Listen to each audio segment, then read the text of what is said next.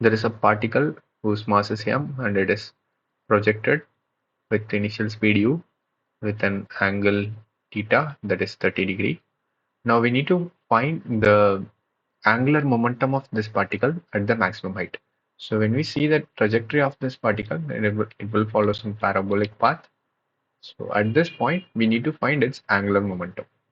So here the distance from the ground will be h max. So maximum height that will specify by h max.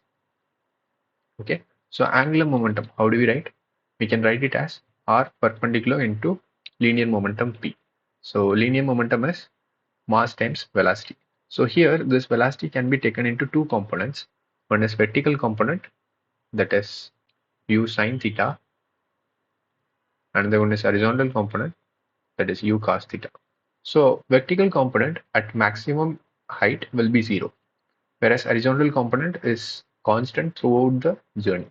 So the only velocity uh, or the velocity of this particle at this maximum height is u cos theta.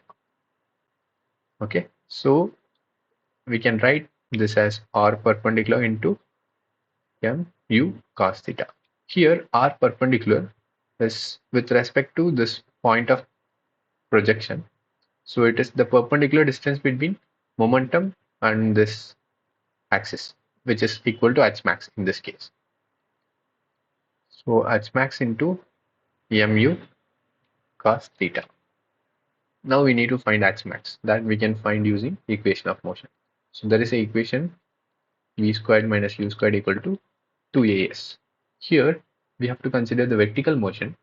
Initially, the particle is having u sine theta, and at maximum height, its vertical component of the velocity is 0, and displacement is h max. So we'll plug all these things and figure out h max. So 0 minus u sine theta whole squared, which is equal to 2. Acceleration is negative g. S is h max. So h max will become u squared sine squared theta divided by 2g. So we'll plug in this h max value in this angular momentum here.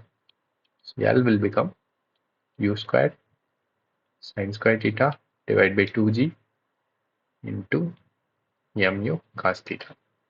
So I'll keep the theta terms one side, another things other side.